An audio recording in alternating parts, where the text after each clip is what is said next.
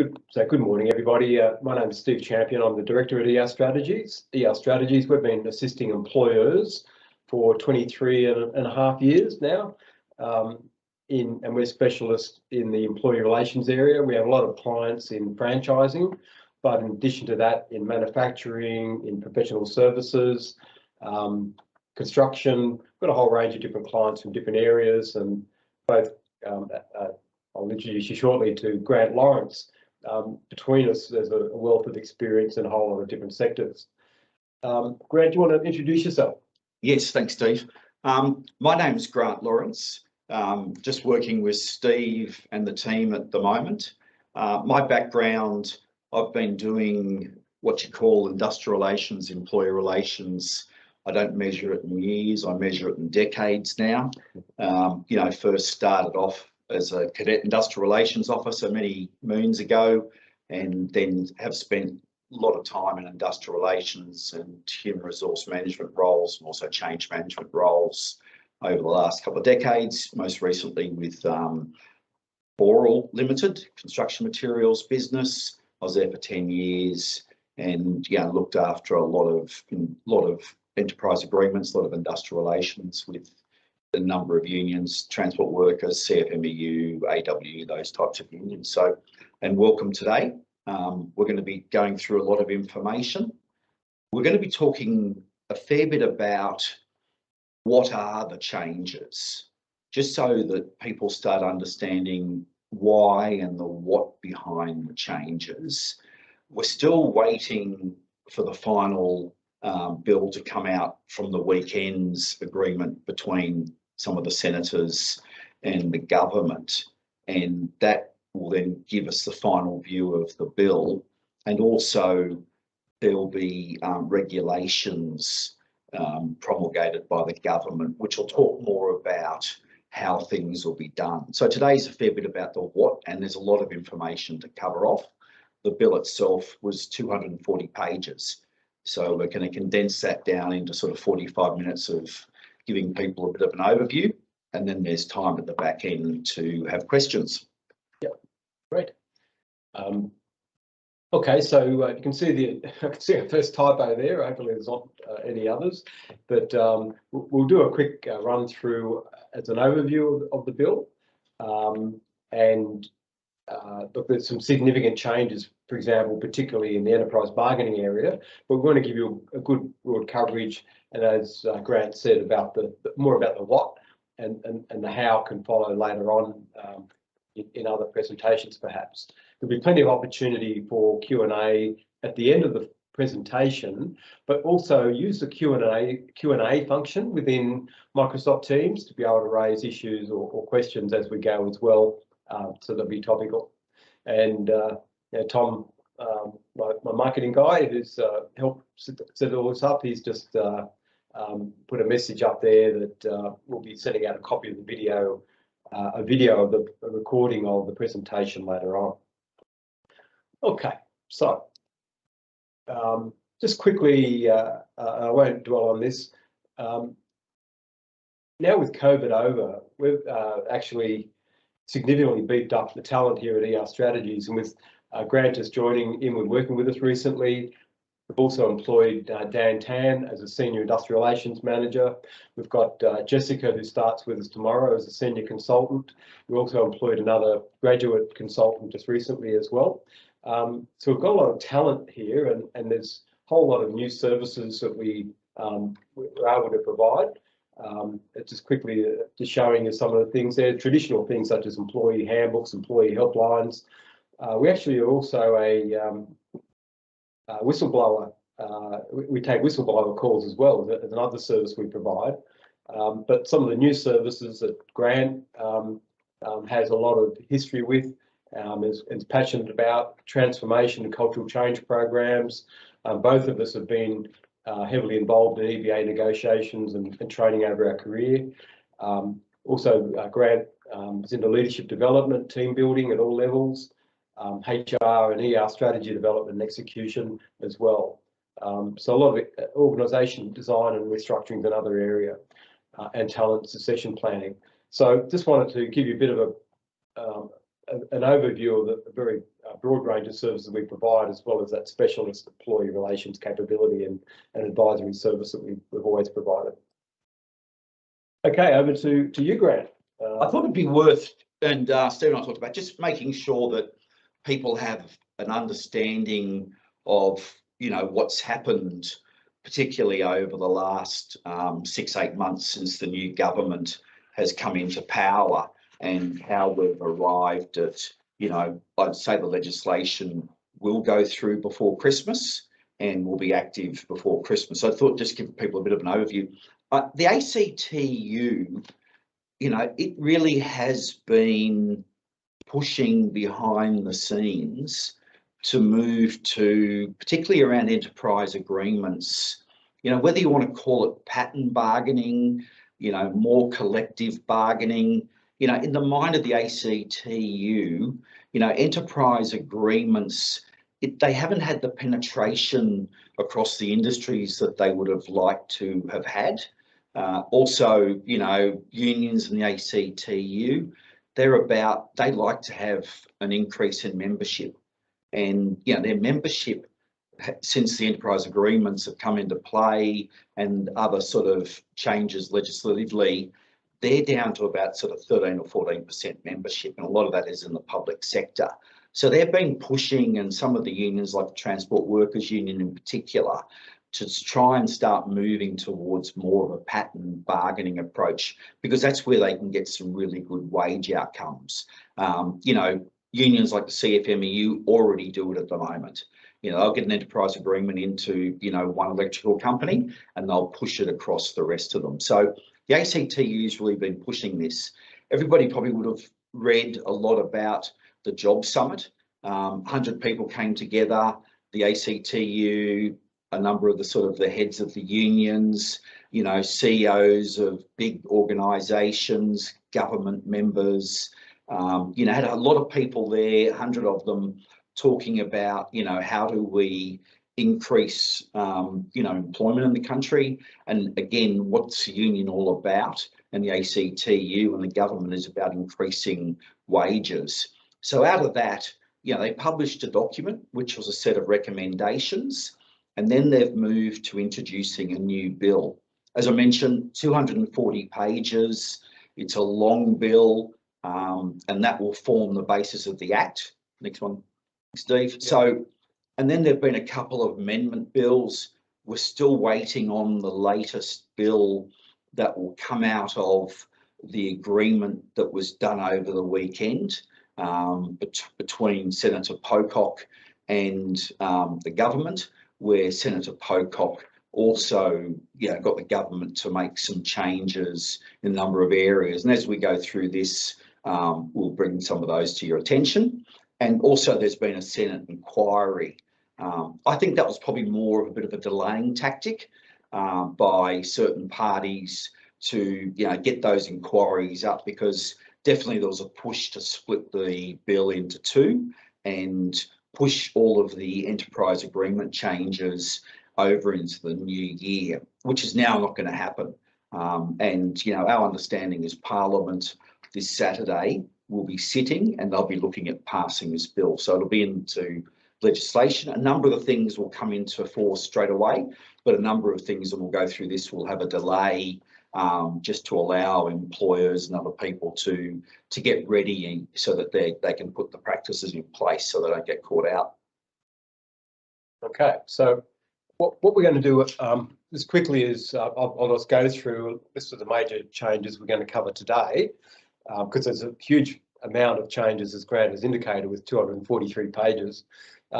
So with the first tranche that are coming in now, flexible work requests, fixed term contract changes, enterprise agreement changes. We'll spend a bit more time on those because there are quite a lot of changes there. Talk about the new obligations on employers in relation to sexual harassment. Also quickly about zombie agreements, because there's a number of businesses out there that have got very old agreements that have been very favourable for them, but that's all going to change shortly. And also pay secrecy. I've got a slide on that. There is talk about the second tranche of changes that Labor's looking at introducing, presumably next year in 2023, changes the definition of casuals, and also there'll be some impact on gig workers as well. The area of wage theft, which obviously has been very topical in the media for a number of years. The government is looking at criminalising or adding criminalisation to the federal legislation as well, and also some changes in labour hire. So we'll cover that a bit more later on. But primarily, we're going to focus on that first tranche of changes that are coming in, presumably very shortly, once it's passed by Parliament. Over to you, Grant. Right. So, one of the changes that they're bringing in around, just flexible work requests by employees. Now, this is going to be quite an interesting change given what we've gone through over the last couple of years as we've moved to sort of a hybrid working model with people, because of COVID, having a lot of flexibility. Companies have put in place a lot of flexible work arrangements. So I think we've been really moving down this pathway. Now, what the government's going to do through the legislation, if you can bring the next one, is make a number of changes that are going to help, formalise what happens with, when an employee comes along, they make a request, I want to leave early on a day, or I want to not work on Tuesday, or I want to work at home on a Tuesday. They're going to make the request to the employer. The employer's going to have to respond to the request, so you'd have a verbal discussion. Then it's about, responding back to the employee in writing if you can't meet their need. And you've also got to make sure that you think about other options. So that person's after just wants a day off. You could look at, hey, could you work from home for that half day? So you'd have to provide those other options back to the employee in writing. So there's going to be, some good work that will need to be done behind the scenes to make sure that, your people are aware of what your internal processes are going to be. Make sure your managers are aware of all of this, so that, you don't end up in the next part of it. And that is, can you bring up, next part of it is that, an employee can now go to Fair Work to seek to have that change made into their employment arrangements. And Fair Work will have the powers.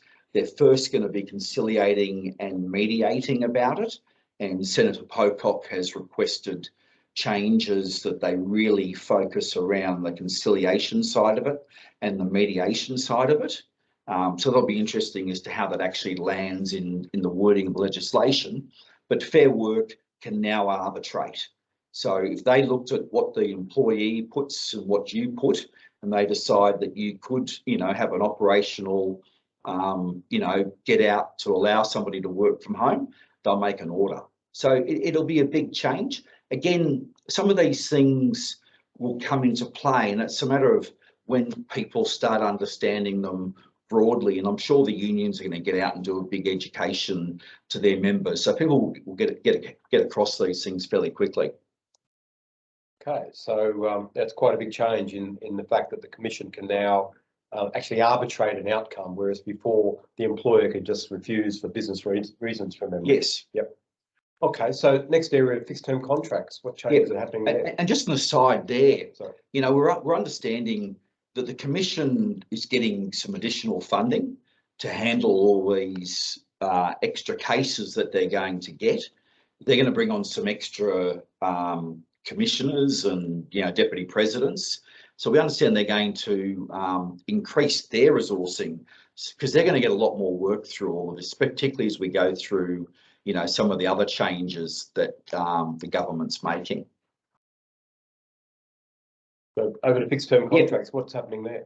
So fixed term contracts, this is about the government at the beckoning of sort of the ACT and the unions, about how do they make more people permanent employees. That is their aim. It is, as Steve talked about, you know, this gig economy, lots of people on fixed term contracts out there. And, you know, how do they not have people on fixed term contracts for 5 or 10 years where those people, you know, they're not accruing leave, you know, they hopefully that they're paying their own superannuation, those types of things. But, you know, we have a lot of contractors who just, particularly in certain sectors, that just stay as contractors and don't come permanently on the books. So the government's got some big changes here.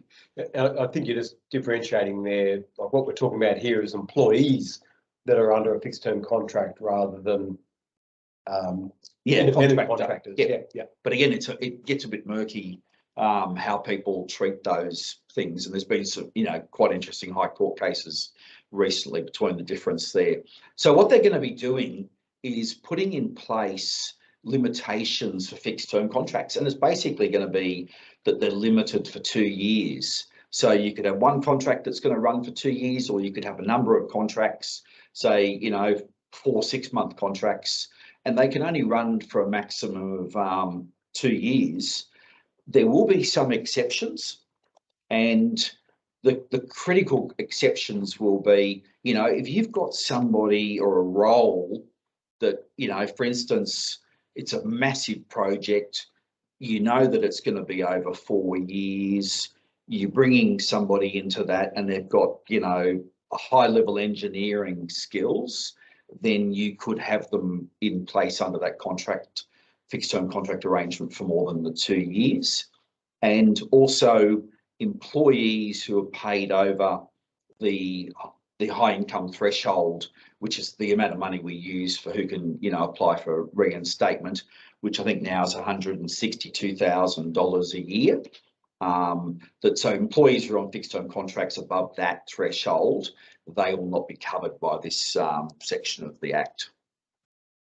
And again, there's been a lot of talk and negotiations by different parties, and there's going to be a 12-month transition. So that was one of the things that was agreed in the First Amendment bill, that 12-month transitional period will be in place so that everybody will be able to get the right processes in place, you know, talk to your people on fixed term contracts, talk about, you know, what you're going to do, what type of ongoing employment arrangements you're going to have in place for them. Okay, so just moving on to the pay secrecy changes, and it's interesting that's in the context of gender equity. How's that connection been made? I think, you know, with gender equity, this is about people, and this is a cultural change across any organisation, because, you know, at the moment we do tell people, particularly in contracts, that they're not supposed to talk about how much money they're getting paid. So that stops, if I'm somebody else in the organisation, to know whether or not I'm being paid the same as others who are doing the same job, who are working next to me. So this is going to open up a bit of a Pandora's box that, you know, I can go and ask a fellow worker, what are you being paid? What are the other terms and conditions that you're on? I can also go around and tell other people what I am being paid, so that, you know, which is just a big change. So, you know, I can go around talking about it, I can ask questions, then I could go off to my line leader or go off to the HR team and say, hey, I think I deserve a pay increase. And that's going to be a big one for people. We're going to have to go through, you know, go through your enterprise agreements, make sure there's no prohibition around pay secrecy in your enterprise agreements, go through your contracts of employment to make sure that, again, there's no provisions in there that, you know, enforce the employee to not talk about what REM is or not ask other employees about it. Yeah, I just noticed that there's like a 6-month transition period to give a chance for employers to get their act in order, that or act together, that they'll have 6 months before penalties start being imposed, is my understanding. But from the immediate operation of the new act, when it becomes an act, then this will apply to all new contracts entered into. So it's just, I think, a bit of a penalty, or the penalties are going to be delayed being implemented. But obviously, you don't want to be breaching legislation that will be current at that time. Yeah. Just a question's come in from somebody asking, with the pay secrecy, can employees ask HR what someone else is earning? That is a good question, and I would say that probably yes, but we would need to see. This is going to be a change from the conversations that Senator Pocock's had, and probably some regulations that the government's going to come out with, which will define a little bit more about this. But I would say that they could go off, because this is a very, very broad range as what the bill talks about at the moment. Yeah, this is mainly outlawing, putting into somebody's employment contract, outlawing them asking what somebody else is earning or telling somebody else what they're earning. So I don't think it's requiring anybody who's asked a question that they have to answer. It's just making illegal, putting into employment contracts that there's got to be secrecy around pay. Yep, but definitely, employees can ask, and I can tell other people. And again, this we've all heard about the sort of the adverse action and general protections.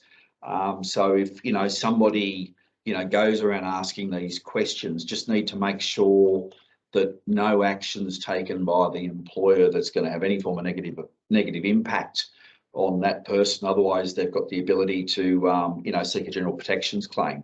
And the nasty thing about that is they're uncapped general protections. Yeah. Unlike sort of unfair dismissal cases where you get them capped, general protections can be as high as the sky sometimes. Okay, so just moving on to the sexual harassment changes in the legislation. What's being introduced is there'll be increased protections against workplace sexual harassment, and also provide a new way of dealing with sexual harassment complaints. So this is, 2018. The government requested that the Sex Discrimination Commissioner do a full investigation and a report into sexual harassment, and that report came in 2020, and had a number of recommendations, 55 recommendations that were put in place there. And the government in this act is going to put some of those into play, and that is there's going to be increased protections, and we'll get into that bit more detail about that at the moment, and also new ways of dealing with sexual harassment. They're now going to allow the Fair Work Commission to be involved in sexual harassment matters. So the Fair Work Commission is going to get involved, but one of the biggies is going to be there's a positive duty on employers to prevent workplace sexual discrimination and harassment. So, that really means that, if you're going to end up with people bringing claims on behalf of they've been harassed, you will need to prove that you've taken the right steps to make sure that, people are aware that they're not to, harass people. You've given them working with respect training, some of those types of programs. You've got policies in place. People are aware of those policies through induction, that they're not to harass people. So that's going to be a big one. And more information, I think, will come through the regulations on that. Also, we've just gone through a lot of this. It's broad. It's not just your current workers, it's prospective workers, someone turning up for an interview, and it's also protecting the person who's undertaking the business, a business owner. will also be able to bring forward a sexual harassment claim. Now, the Fair Work Commission, and this is going to be a bit similar to, what happened probably about, I think it was 5-6 years ago, when they brought the anti-bullying provisions into the Act, that they're now going to be able to deal with a dispute. Firstly, it'll be via conciliation and mediation. If the parties agree, then the Fair Work Commission will be able to arbitrate. If the parties say no, we're not prepared to take your decision, then you would go off, and there's other avenues at the moment where you could go and seek compensation or claims from the Human Rights Commission, and the other state and territories all have their own processes available. But it's a big change. But the key ones, positive duty and fair work, will now get involved. And I think the government's put about sort of $15 or $16 million aside to help with the education, but again put the practices in place with Fair Work. They've got the resourcing when they get these additional cases forward. Grant, I might just jump in there and just mention that at the request of some of our clients, we've just recently put together some modules aimed at the employee level, online modules about bullying and harassment, including sexual harassment, and also on discrimination, and what the employee's role is in preventing that in the workplace, and the fact that they can also fall foul of legislation if they're discriminating or harassing people as well. So if anybody's interested, we have our own employment compliance training academy that we've established on the Go One platform, and very happy to talk to you about that as well. I mean, it's such a big cultural piece for organisations to, just have the right environment, that these things just don't happen. And, we're all talking about diversity and inclusion. We need to get the inclusive environment right within all the workplaces. Then we're going to get a lot more diversity. I know everybody is struggling with, trying to attract different people from every walk of life on the planet into your organisations, but you need to create that right environment. And the sexual harassment, it's been getting so much publicity recently, down in Canberra, Parliament House in New South Wales, and no company would like to have itself on the front page around these things.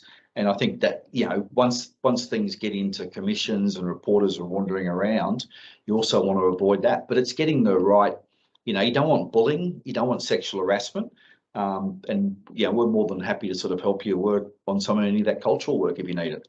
Yeah. And we recently ran a webinar on proactive measures that employers can take to prevent sexual harassment in the workplace. And the day after that, the government actually tabled the legislation on the sexual harassment changes. So it was quite timely, and that's on our website. But we will be putting together more resources, more webinars on specific areas such as this as well.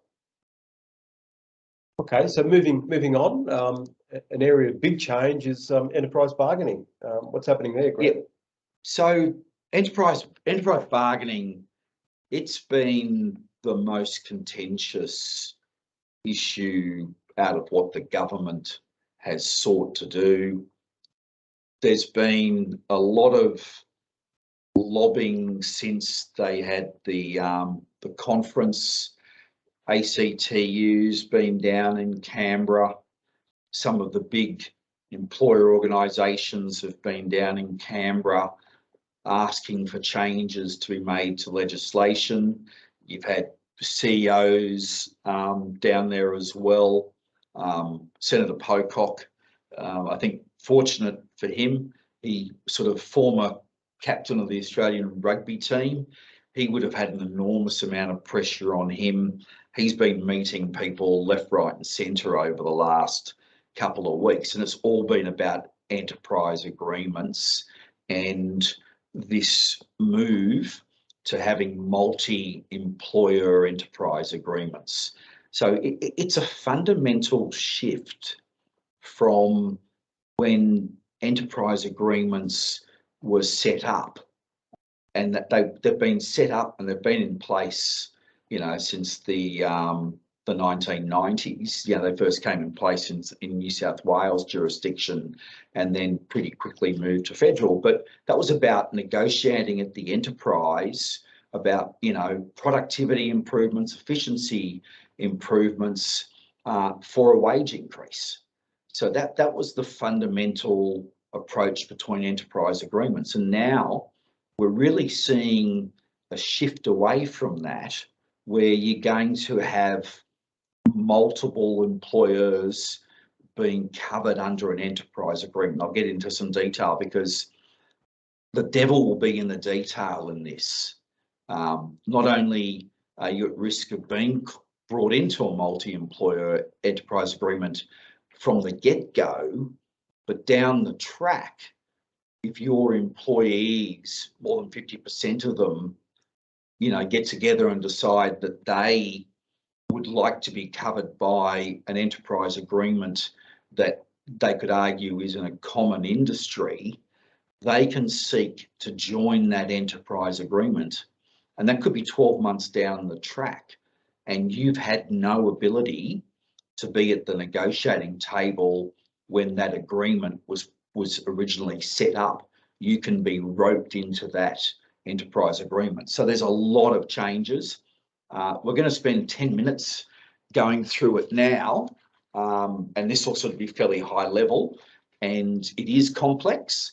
So we'll try and make it as uncomplicated as possible. So there's three different streams of enterprise agreements that are now going to be put into the legislation. There's going to be what's known as the single interest agreement bargaining stream. This bargaining stream will continue to cover off your typical one employer enterprise agreement. So, you know, if you have an agreement that's in term at the moment, you decide that you're going to put another enterprise agreement in at single employer, then you will be covered by this stream. Yeah, and that stream has always covered or had the ability to cover multiple employers where the employers wanted to do that, but they had to be in a common enterprise or a joint venture, or franchisees working with their franchisor. But yeah, there were limited areas where you could use that single interest or single interest agreement. So it's quite a significant change. Yeah, and we'll get to some of the exemptions just down the track in a couple of slides, because, you know, some employers are exempted, you know, straight out if you've got, you know, less than 20, you know, regular people working for your business. And then there's another change that just came in over the weekend. So we'll get to that in a minute. But, you know, this stream covers a single employer enterprise agreement that we've always sort of had in place under the current legislation. What it's also going to cover is, you know, multi-employer enterprise agreements. Now, that is where, you know, the employees out of more than one employer will vote, and each of the employers, you need to get a majority of employees supporting having an enterprise agreement that would cover more than one employer, and then they will apply to Fair Work Australia for a single interest employer authorisation. More details will be in the regulations as to how they're actually going to do it, and, you know, what the forms will be that they'll have to do that. But they can go and apply to get one of these, single interest employer authorisations. And once they've got that in play, and you've got more than 20 people, you meet all the tests. They've talked about, what are the common interests, and that could be via location, the same industry, and we're going to see, I think, some pretty big test cases come out fairly quickly, because employers are going to challenge this. So I think there'll be some good test cases as well by the Commission that gives us a bit more guidelines. Again, on the weekend, there's been Senator Pocock's asked for a reasonably comparable test to be inserted, and that, I think, will give people a bit more of a defence against that. So this is the big string. This is the one that's going to cover most people and has the most change. The next one is the low paid worker bargaining stream. It's now called the supported bargaining stream. It's the old low paid worker bargaining stream. And this is really aimed at where you've got industries that have lowly paid workers, and those employees can seek to have a supported bargaining stream, and some of the processes they will have to go through are similar to what we just outlined very quickly in the single interest agreements. And also, there's just been another change that the minister can declare an industry occupation eligible for a single bargaining stream enterprise agreement. So, the minister could, get some wage data and suddenly decide that, in the minister's mind, that industry is low wages, and therefore they're going to get into a supported bargaining stream. So this is just hot off the press, that one. So we'll get more information on it. Next one, multi-enterprise agreement stream. It's now becoming the cooperative workers bargaining stream. I don't think a lot of employers are going to get caught up into this one. The good thing about this stream, protected industrial action is not available. Employers and employees need to voluntarily enter into having a multi-enterprise agreement, and under that stream you can seek the assistance of Fair Work to help you with your negotiations. But again, it hasn't been used in the past. I think there was about 4 agreements made, and none of them were multi-employer under the previous legislation.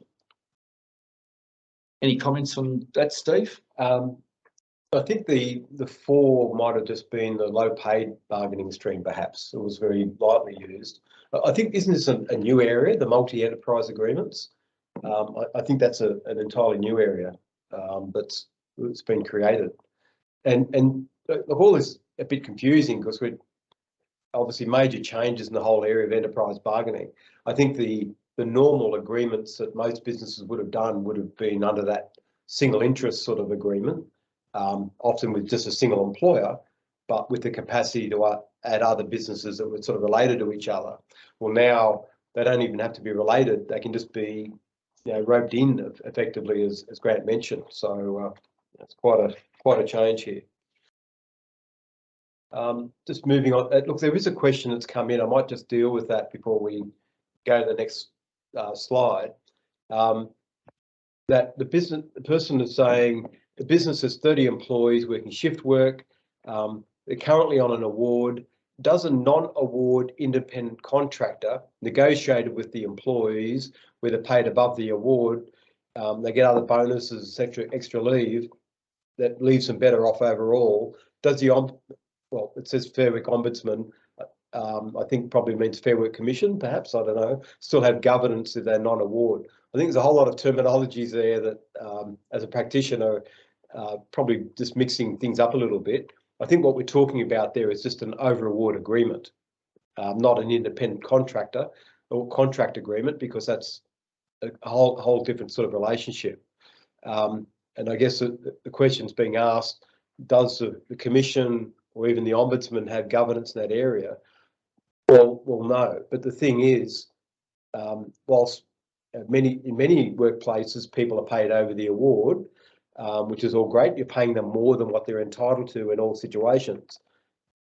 But what could happen is that employees or even a union or whatever might try to get involved and make that part of an enterprise agreement, and then it's legally binding on you. So that's the big change that's happening here. So I don't think it's upsetting just by itself over award agreements. What it's doing is giving the capacity, much greater capacity for unions and other outside parties to bind employers into new enterprise agreements or even in some cases existing ones. We might just go onto this slide, Grant. So I'll move through the next couple of slides fairly quickly, just so we've got some time to answer a few questions. We've just put together the enterprise agreement process. You know, there's definitely some more steps than this, but just to sort of represent it fairly simply into 4 main process steps. And that is the first one, you know, just the process initiation of getting an enterprise agreement up and running, and I'll talk through the particular changes there. Then what happens when you're going through the actual bargaining itself, then how we're going to go through, you know, getting employees to approve the agreement, because that's changed.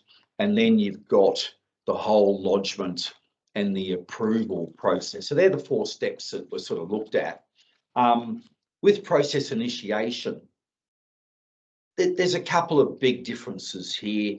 One, you know, it's not the employer just being able to initiate enterprise agreements now. An employee bargaining rep, and that can either be, you know, one of your own employees, and also, you know, the union have the ability to go and initiate the bargaining. They can initiate bargaining, and if they then want a multi-enterprise agreement, they'll go off, and as we talked about, they get their single enterprise agreement stream up and running. They need to make sure that they've got the majority of employees at each of the employers. So that was, you know, contentiousness through the negotiating of the bill, because at one stage it looked like, you know, it could have been just the overall number of employees. So it's got to be each employer, and some of the employees must be represented by a union.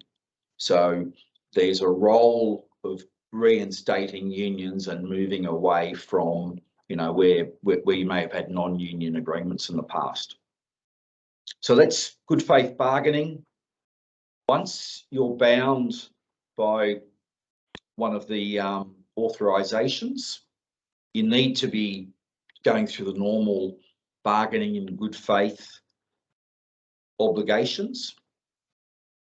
A bit of a change that they've brought in at the moment, if, you know, the union or the employees want to vote for an PARBO, protection action balloting order, they just need to, you know, apply, go through the voting process, you know, normally getting the Australian Electoral Commission to put the vote out there, you know, get the vote counted, back to Fair Work, and Fair Work put the rubber stamp on it. Now the change is that before you can get that protection action ballot, Fair Work must conciliate. So that's a bit of a nice mechanism to get the Fair Work Commission involved before you suddenly get industrial action. I won't get too into the technicalities. You know, there are restrictions on the period for industrial action now. So you'll be restricted for only 3 months once the PARBO's up and running to take the industrial action, whereas at the moment you've got a longer period. And then if an employer's going to take some form of responsive industrial action, and, you know, the worst ones, are the biggest ones, are sort of lockouts. They normally would happen after 3 months, you know, where you've had a situation where you can argue that no longer can you run your business because of, you know, overtime bans or other work practices in place, where you just say enough's enough and we bring that out. So the 3 months is also a plus and minus thing for people, I would say, down the track. And again, we'll see how that plays out. But again, the unions could just then go and, you know, make application for a further protection action ballot. One question that's come in is how are employers protected from unions? Well, I don't think it's really the focus of these changes to be protecting employers. Well, there's some changes that have been made to what the original draft was. Yeah, but certainly the federal government's plan is that there will be more higher wages growth achieved through more enterprise bargaining. So I think enterprise bargaining was really dying a dismal death under the Morrison and previous Liberal governments. But what's happening here now is that the new Labor government is seeking to open up enterprise bargaining, making a much greater driver of wages growth to increase, you know, the wages as a proportion of you know, gross domestic product or whatever. I mean, you've got, you know, I think, you know, everyone's got to think through what these changes mean for your organisation. You know, the normal, what are the risks that you're going to be facing and how you can mitigate against those things. The biggest is, you know, how do you create the right environment that you don't need third parties to be involved? But yeah, that's not as an easy concept as the words I've just uttered, because, you know, sometimes you might want the right union to be involved in your organisation, and if you had a vacuum, you could get somebody, a union that's not, you know, very, very friendly. You know, I've spent a lot of time keeping certain unions out of organisations, and you can't do that by having a vacuum. And I've seen vacuums, you get the wrong ones and you can get militancy right in there. Just a reminder that in Teams, there's both a chat function and a Q&A function. If you can try to use the Q&A function rather than the chat function, because otherwise you've got to try and look in two places and or want to be looking in the one place. One question that came through earlier was, can multi-employer agreement employees seek to separate into a single interest authorisation agreement, or a single interest? Maybe they meant a single interest agreement. Yeah, well, the short answer is actually is going to be a yes, but it gets into so much of this complexity of this new legislation. I don't think we want to get too much deeply into that one today. Yeah, I think, you know, once you've got the single industry, you know, action, enterprise agreement action authorisation in place, it's very hard to get out of, and you need to be bargaining in good faith going forward. So that's the intent of getting you roped into that bargaining forum and keeping you in that bargaining forum. Getting out will be hard work once, but you've got to have those arguments up front before Fair Work around, hey, we are not a common with something totally different. Employee approvals, we'll quickly go through the next two steps. The big one here, and one of them's just been changed because of the weekend, what's now going to be in place, and the Fair Work Commission in the past, in certain circumstances, could get involved in arbitrating around an enterprise agreement, but it was very, very complex to bring them into play. Now, where the parties are at total disagreement, you'll be able to go through the appropriate process, but yeah, Fair Work will help you with conciliation, but they will be able to arbitrate an outcome under that enterprise agreement. So that's going to be one to really watch out for. Some employers could see that as a big threat. Others, you know, where you haven't been able to make significant change in some conditions of employment, a span of hours or something like that, just because you've been getting, you know, just a blatant no for every enterprise agreement you've been sitting at, then going to Fair Work may not be a bad thing. Okay, and I'm just looking at the time. We probably need to keep things moving, try to fit the time here. But one change that happened was over the weekend was David Pocock managing to change a provision that would have said all union bargaining reps must approve the enterprise agreement before a vote could be taken. That's been changed, or will be changed, to allow the commission will be able to say, look, you can't unreasonably refuse to approve an agreement and impose that on a union that's just trying to hold out to stop the agreement proceeding.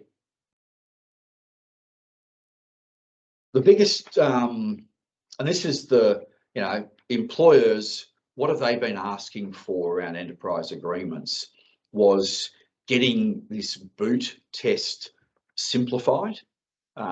It's just, you know, the Gillard government really did bring in a complicated boot test where every, you know, employee needed to go through, you know, different scenarios of pay and allowances and shifts and make sure that they weren't going to be worse off overall.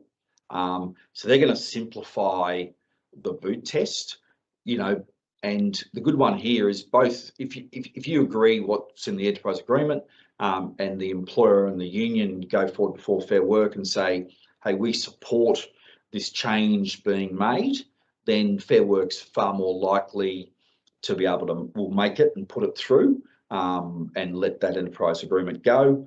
They're also going to be able to make a whole lot of small modifications to your enterprise agreement. So, you know, rather than having to go through all the undertakings that we've gone through, then they will be able to make that themselves, which again will just try and streamline the whole enterprise agreement process. I mean, I've been involved in one enterprise agreement that we had total agreement on. It was a hard enterprise agreement to, you know, with the Transport Workers Union to get in place, and we had the wrong phone number of on the notice of rep rights, and we had to go through the whole process again. So they're going to tidy this thing up, and it'll more focus on sitting down and doing a good deal rather than dotting I's and crossing T's, which is what enterprise agreements turned into, you know, under the sort of, you know, previous government's legislative changes. Yeah, I can see some of the questions that are coming through that like this new complexity, having extra streams, it becomes a bit confusing. One of the questions, what is the difference between the multi-employer agreement and the single agreement if multiple employers can be brought into a single agreement? Well, the fact is, to be under a multi-employer agreement, there can't be an industrial action. There can be under the single interest employer agreement, but people under that agreement, or employers under that agreement, have to be, you know, somehow, what's the word? Like comparable, reasonably comparable with each other, have some sort of connection with each other, maybe geographically or some other reason, rather than just the fact that, you know, the union wants to stick a whole lot of them under the one agreement. Yeah. So it is a bit confusing, and this is stuff that, you know, needs to be, I guess, gotten used to, the terminology. But, you know, just quickly go back to that slide with the new enterprise agreement streams. Like, you look at it, just some of the language they're using: single interest bargaining stream. You know, you just read that and you go, that must be a single EA, but it's not. So, you know, that there is confusion, but, you know, each of those streams, you'll be able to have multi-employer agreements, and you're primarily going to have your normal one employer enterprise agreement under the single interest bargaining stream. It's going to be the biggest one that will be in play. Okay, so we're just going to quickly just put some thinking into play around, you know, these multi employer EAs. As you can see, hopefully you can read that slide, but busy. The risks and defences that you know, an employer can take. So some of the risks, I touched on it. The ability to be roped into a multi-employer EA. That's something that people need to really keep a good eye out as to how you can avoid.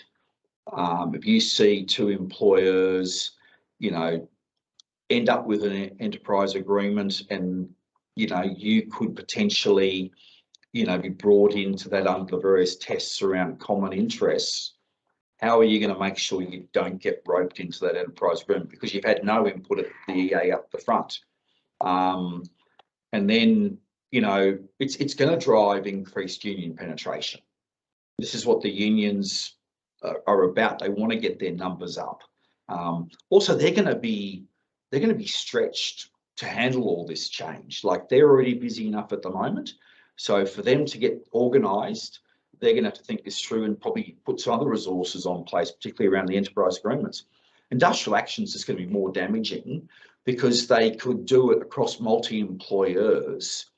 Therefore, you're going to have the consumer not being able to buy something. And we could go back to, you know, the bad old days getting to Christmas time, you know, the breweries going out. Oh, no. Or petrol going out. So the industrial action is going to be a lot worse. Damages to organisational culture. You know, nothing worse than, you know, you having an industrial blue. Then you can spend several years trying to get, you know, everybody back on side and aligned with your company. Yeah, I think just watching the time here, we've sort of been dwelling on enterprise agreements for quite some time because it is complex. And I think that's where what we need to be doing is running other sessions specifically about enterprise bargaining and those sorts of arrangements, because they're more important in some sectors than others. I think it's going to overall become much more important for a whole lot of other sectors than it hasn't in the past. But I think we need to have a separate session on enterprise bargaining, given the complexity of these changes.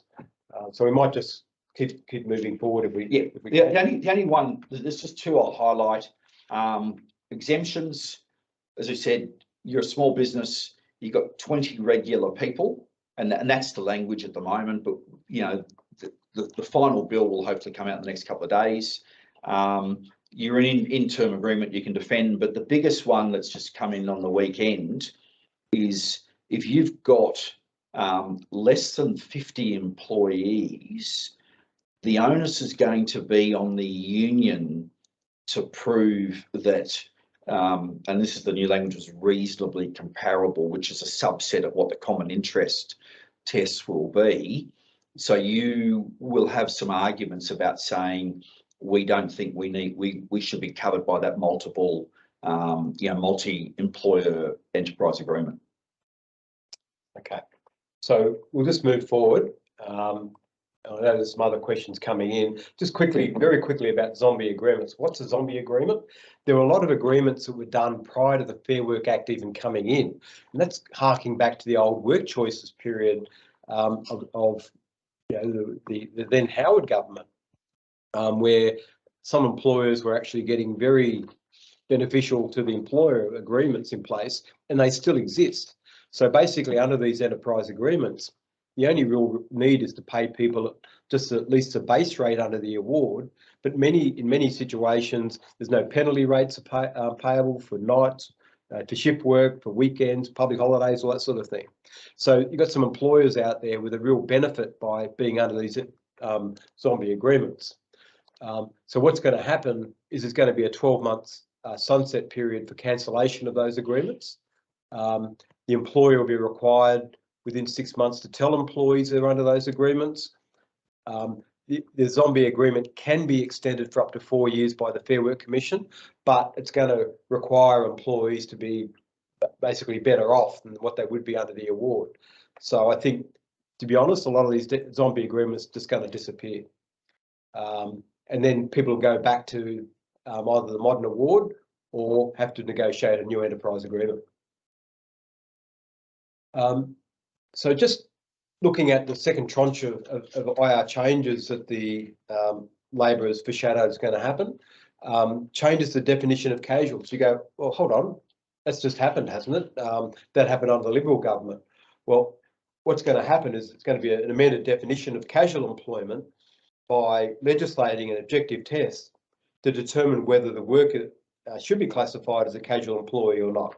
It'll provide a clearer pathway for casuals to get to permanent employment based on their ongoing employment relationship, what the nature of that relationship is. It's what the recent changes that came into the Fair Work Act under the Morrison government was that, you know, it's what the initial arrangement was that would continue on.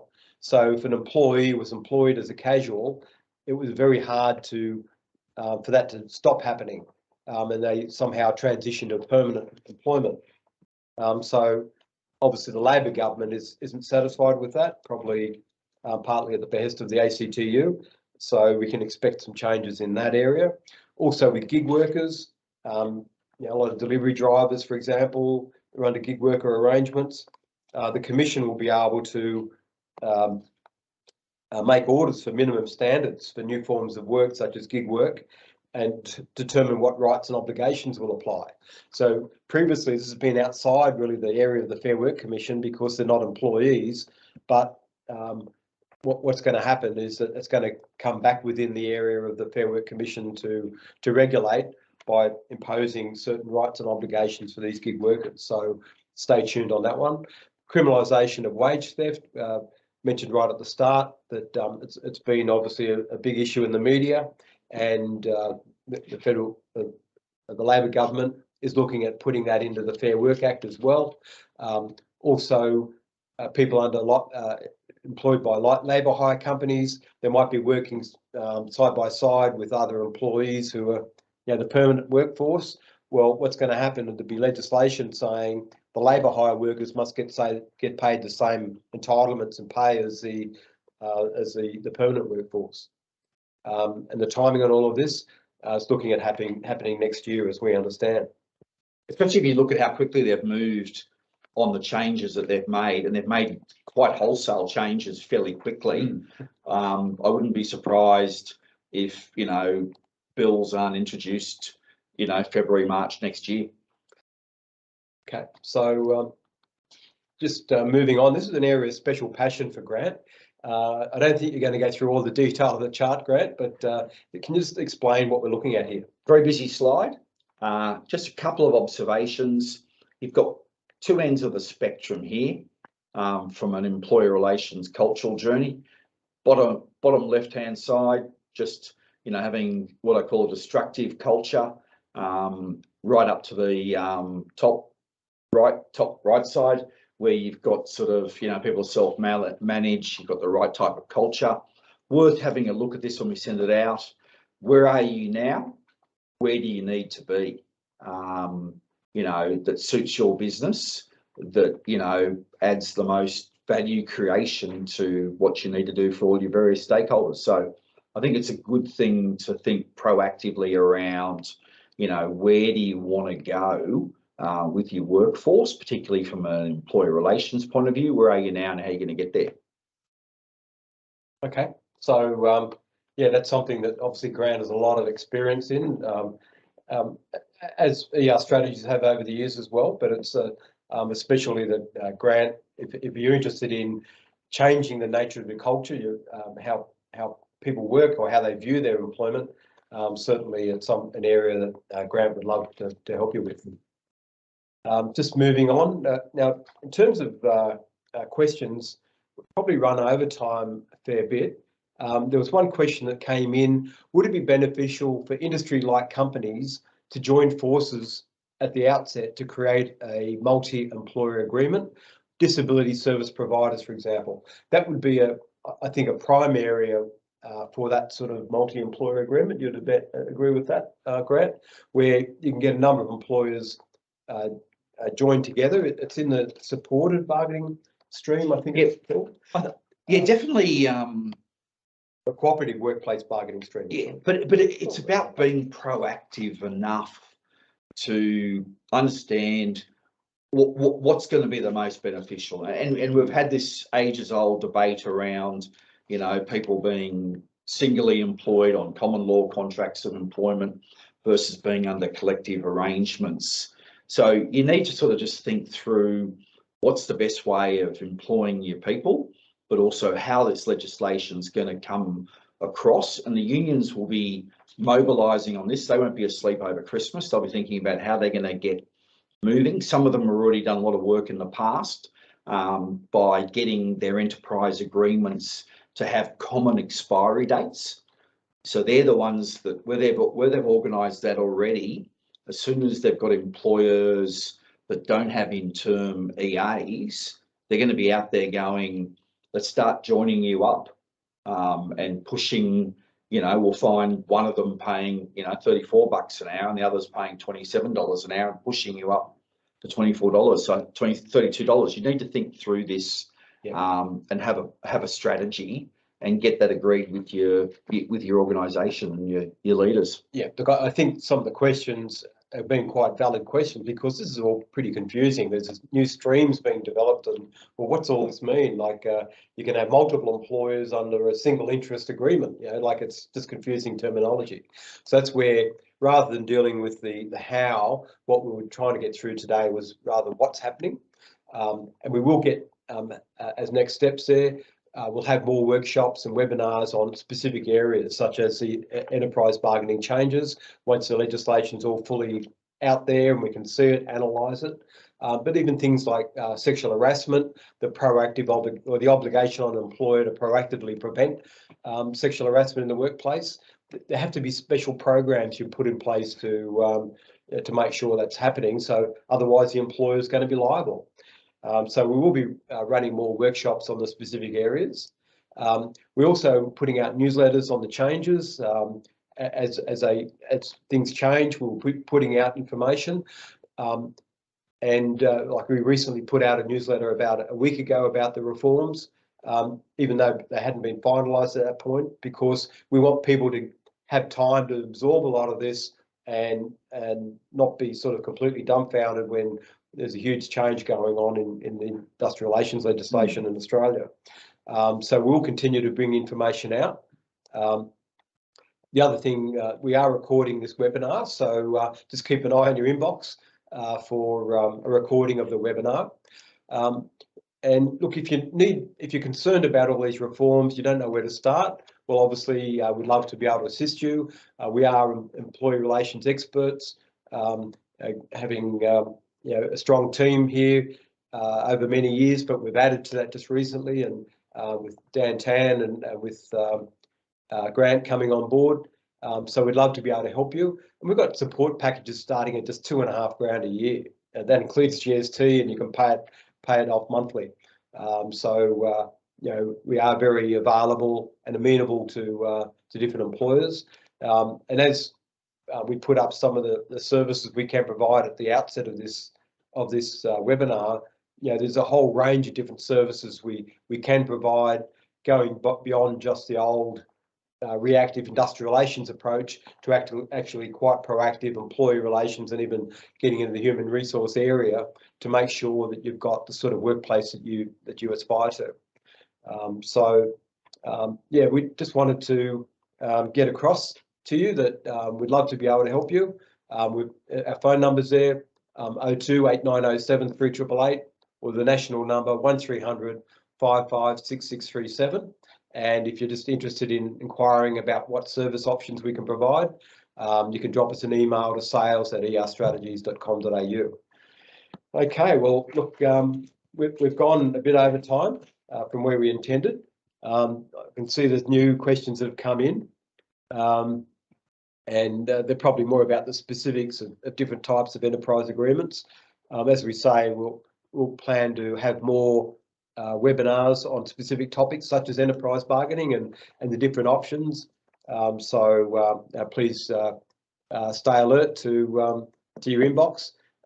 Probably won't be running anything over the Christmas period. I think people have got other things on their mind, but once all the new legislation's in the new year, we'll be looking at running more events.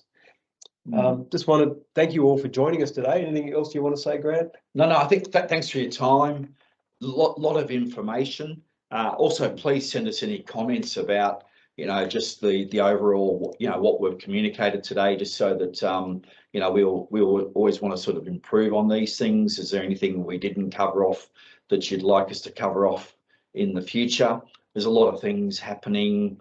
As I said, there's been some devil in the detail in the bill and the act. When we get these regulations, I'm sure there's going to be a few other interesting things that people, we need to be very wary of. And as I said, that roping into EAs, no one expected that, and it sort of just gets picked up as an aside. So there's a lot more to be educated people on, and that's what we're going to be thinking through. So any feedback to us on that would be fantastic, just so we can hit the mark on it.